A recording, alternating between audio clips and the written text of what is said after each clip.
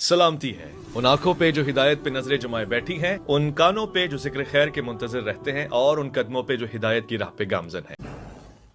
السلام علیکم ورحمۃ اللہ۔ وعلیکم یہ آل عمران کی جیسے 18th اینڈ 19th آیا ہے کہ اللہ تعالیٰ قائم بالقسط ہے اور ساتھ وہ عزیز اور حکیم ہے۔ اب اس کا یہی ہے نا کہ اس کا ہر فیصلہ حکمت پر ہے، اور وہ اس کے آگے اللہ نے کہہ دیا کہ جی وہ ہمارے سے اسلام بھی چاہتا ہے، یعنی کمپلیٹ سبمیشن چاہتا ہے۔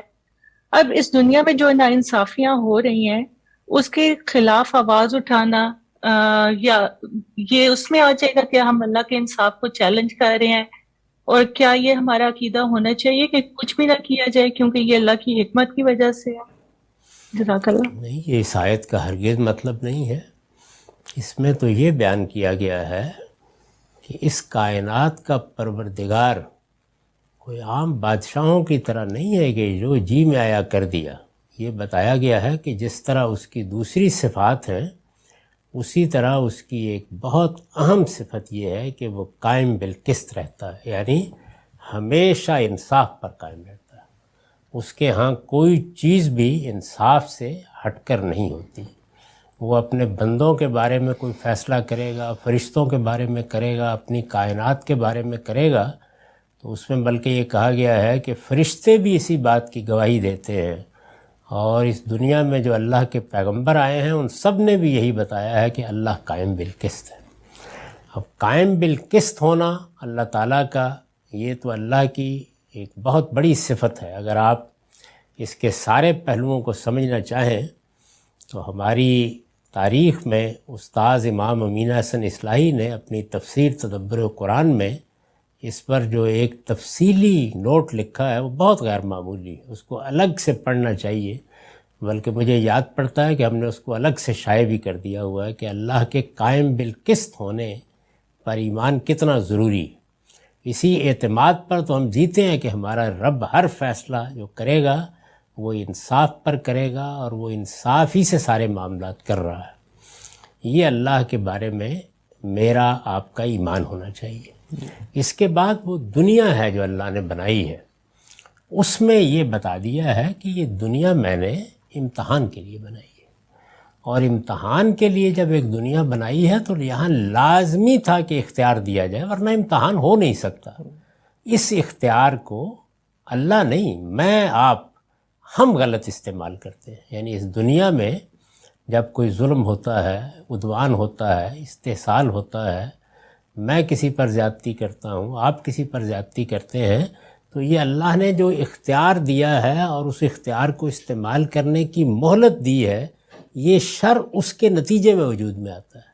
یہ میرے غلط استعمال کا نتیجہ ہے، یہ اللہ کی طرف سے کوئی فیصلہ نہیں ہے جو آپ پر نافذ کر دیا جاتا ہے۔ اس نے صرف مہلت دی ہے، اور مہلت چونکہ اس نے دی ہے تو اس لیے اپنے اوپر لازم کیا ہے کہ وہ پکڑے گا ان ظالموں کو جو یہ کام کریں گے۔ یہ فرمایا نا کہ کتب علی نفسہ الرحمہ لَیَجْمَعَنَّکُمْ الی یوم القیامہ، میں نے اپنے اوپر یہ رحمت اور شفقت لازم کر رکھی ہے کہ میں تمہیں حشر میں جمع کروں گا اور فیصلہ کروں گا۔ تو یہ قائم بالقسط ہونے ہی کا نتیجہ ہے کہ اس نے اس دنیا کو امتحان برپا کر کے کھیل نہیں بنا دیا کہ ٹھیک ہے مار لو جس کو مارنا ہے، لوٹ لو جس کو لوٹنا ہے، جس کی جان مال آبرو پر حملہ کرنا ہے کر لو۔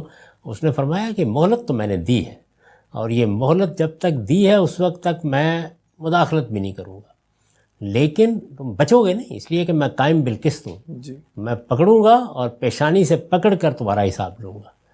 تو یہ بات ہے پوری جو کہی گئی ہے۔ تو یہاں جب آپ کو انسانوں سے کوئی معاملہ پیش آتا ہے تو قانون قاعدے کے مطابق کوئی انارکی پیدا کیے بغیر آپ کو جدوجہد کا حق ہے، آپ کو بدلہ لینے کا حق خود خدا نے دیا ہے۔ یہ بار بار کہا ہے، دین کی دعوت کی جدوجہد میں بھی کہا ہے کہ برابر کا بدلہ تم لے سکتے ہو، معاف کر دو تو بہتر ہے، یعنی وہاں پر بھی یہ بات کہی ہے۔ تو اس لیے یہ پورا حق ہے کہ آپ جدوجہد کریں، اپنے ہاتھ پر ہاتھ رکھ کے بیٹھنا کوئی ضروری نہیں۔ آپ کو ہمت ہے، توفیق ہے، تو آپ اس کے لیے بہت کام کر سکتے ہیں، دنیا میں لوگوں نے کیا ہے۔ اور یہ بھی نہیں کہ ہر جدوجہد رائے گاں گئی ہے، دنیا کی تاریخ بتاتی ہے کہ لوگوں کی جدوجہد برابر ہوئی ہے، یعنی اس سے بہتری پیدا ہوئی ہے، اس سے کچھ قوانین بنے ہیں، ضابطے بنے ہیں، اس کے نتیجے میں لوگوں کے حقوق محفوظ ہوئے ہیں، تو ضرور جدوجہد کریں. یہی تو کشمکش ہے جس میں یہ دنیا ڈالی گئی ہے. ہمارا کام یہ ہے کہ ہم صحیح بات کریں، صحیح بات کو پہنچائیں، صحیح بات کے فروغ کے لیے جدوجہد کریں. یہ ہمارا کام ہے. اور اس کو ظلم کرنے کا موقع ملا ہوا ہے جو ہمارے مقابل میں ہے، یا زیادتی کرنے کا، یا جھوٹ بولنے کا، یا الزام لگانے کا، تو یہ اس مہلت کی وجہ سے ہے. یہ اللہ کی کوئی بے انصافی نہیں ہے، اور اللہ نے اس مہلت کو ابدی نہیں بنا دیا. ایک محدود مدت کے بعد وہ پکڑ لے گا اور پھر انصاف کا فیصلہ سنا دے گا. بہت شکریہ سر، بڑی اچھی طریقے سے آپ نے بات واضح کر دی.